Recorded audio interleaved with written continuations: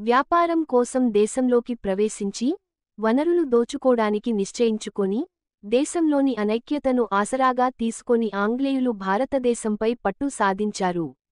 విభజించు పాలించు అనే విధానం అవలంబించి దేశాన్ని హస్తగతం చేసుకున్నారు. దాదాపు 2 శతాబ్దాలకు పైగా ఆంగ్లేయుల పాలనలో ఉన్న భరతమాతకు సుదీర్ఘ పోరాటం తర్వాత 1947లో విముక్తి లభించింది. 1947 ఆగస్టు 15న స్వాతంత్ర వచ్చినా 1950వ దశకంలోనే దేశానికి సంపూర్ణ స్వరాజ్యం సిద్ధించింది. స్వాతంత్రం తర్వాత గణతంత్ర దేశంగా 1950 జనవరి 26న భారత్ అవతరించింది. అదే రిపబ్లిక్ డే. ఈ కథనంలో భారత గణతంత్ర దినోత్సవ విశిష్టతను తెలుసుకుందాం. నేటి తరానికి తెలుసా గణతంత్ర దినోత్సవ ప్రత్యేకత ఏంటని ఈ తరం వారిని అడిగితే వారికి ఈ రోజు ఒక పబ్లిక్ హాలిడే. కుటుంబంతో, స్నేహితులతో సరదాగా గడిపే ఒక సెలవు రోజు. అంతకు మించి వారికేమీ తెలియదు. ఈ జాతీయ సెలవు రోజున ఎంతమంది స్వాతంత్ర సమరయోధులను స్మరించుకుంటారంటే సమాధానం ఉండదు.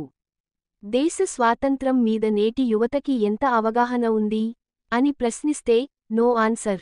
ఈ ప్రశ్నకు సమాధానం తెలుసా? అసలు రిపబ్లిక్ డేను జనవరి 26నే ఎందుకు జరుపుకోవాలి అనే ఈ ప్రశ్నకు సరైన సమాధానం చాలా మందికి తెలియదు.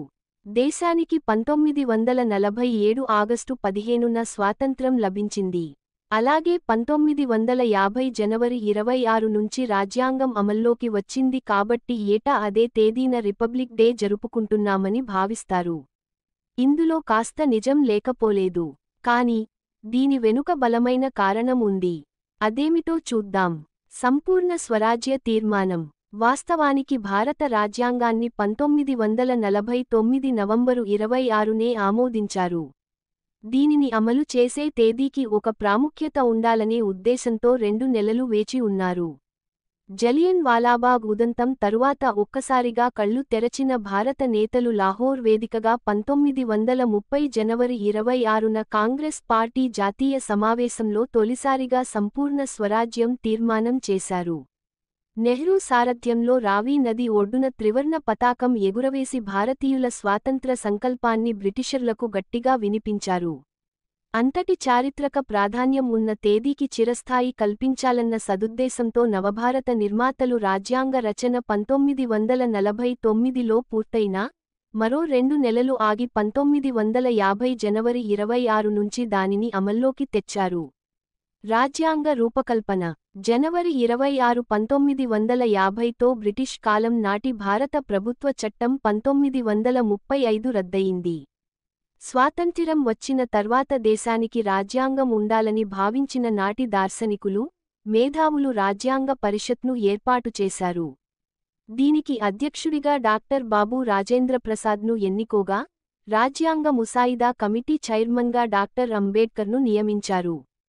1949 నవంబర్ 26న దీనిని రాజ్యాంగ పరిషత్ ఆమోదించింది. భారత రాజ్యాంగాన్ని రూపొందించేందుకు 2 సంవత్సరాల 11 నెలల 18 రోజుల కాలం పట్టింది. రాజ్యాంగ రచనకు మొత్తం 64 లక్షల రూపాయలు ఖర్చయింది. అమల్లోకి భారత రాజ్యాంగం. బ్రిటిష్ పరిపాలన నుంచి విముక్తి పొందిన తరువాత భారత పౌరులందరినీ ఒక ప్రజాస్వామ్య వ్యవస్థలో నడిపించడానికి, స్వాతంత్ర్య పోరాట ఆశయాలను నెరవేర్చడానికి రాజ్యాంగ పరిషత్తును ఏర్పాటు చేసి ప్రపంచంలోనే అతిపెద్ద ప్రజాస్వామ్య రాజ్యాంగాన్ని రూపొందించారు. ఇది జనవరి 26, 1950 నుంచి అమలులోకి వచ్చింది. ఆనాటి నుంచి గణతంత్ర దినోత్సవం జరుపుకోవడం ఆనవాయితీగా వచ్చింది. గణతంత్ర దినోత్సవం. విదేశీ పాలన పూర్తిగా అంతరించి స్వదేశీయుల చేతిలోకి భారతదేశం వచ్చిన శుభ సందర్భంగా ప్రతి ఏటా రిపబ్లిక్ డే పరేడ్ నిర్వహిస్తారు. ఈ పరేడ్లో అన్ని రాష్ట్రాలకు చెందిన శకటాలు పాల్గొంటాయి. రాష్ట్రపతి, ప్రధానమంత్రి తదితరుల సమక్షంలో రాష్ట్రాలు సాధించిన అభివృద్ధిని తెలియజేసే శకటాలు ఈ పరేడ్లో పాల్గొంటాయి. దేశమంతా సందడే. రిపబ్లిక్ డే రోజు నగరాలు మొదలుకొని గ్రామాల వరకు, పార్లమెంటు నుంచి పంచాయతీ కార్యాలయం వరకు ఊరూరా, వాడవాడలా గణతంత్ర దినోత్సవ వేడుకలు అంగరంగ వైభవంగా జరుగుతాయి. ముఖ్యంగా పాఠశాలల్లో గణతంత్ర దినోత్సవ వేడుకలు ఉత్సాహంగా జరుగుతాయి. ఇది గుర్తుంచుకోవాలి. ఏడాదికోసారి వేడుకలు జరుపుకొని మర్చిపోవడం కాదు. గణతంత్ర దినోత్సవం అంటే ఏమిటి, ఎందుకు జరుపుకుంటున్నాం, రాజ్యాంగం మనకు ఇచ్చిన హక్కులు ఏంటి, బాధ్యతలు ఏంటి అనే విషయాలు కూడా అందరూ తెలుసుకోవాలి. హక్కుల కోసం పోరాడడం మాత్రమే కాదు, బాధ్యతలు కూడా విస్మరించకూడదు.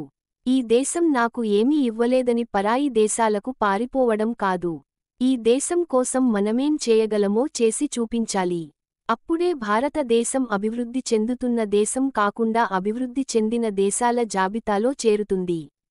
ముఖ్యంగా యువత ఈ బృహత్తరమైన బాధ్యత స్వీకరించాలి. ఈ దేశమేగినా ఎందుకాలిడినా భరతమాత ముద్దు బిడ్డలమని మరువకూడదు. మన దేశం కోసం ఎలాంటి త్యాగమైన చేయడానికి సిద్ధంగా ఉండాలి. జననీ జన్మభూమిశ్చ స్వర్గాదపి గరీయసి అన్నట్లు కన్నతల్లిని జన్మభూమిని ఎన్నటికీ మరువకూడదు. జై హింద్. ఈ వీడియో మీకు నచ్చినట్లయితే లైక్ చేసి షేర్ చేసి కామెంట్ చేయగలరు. జై శ్రీరామ్.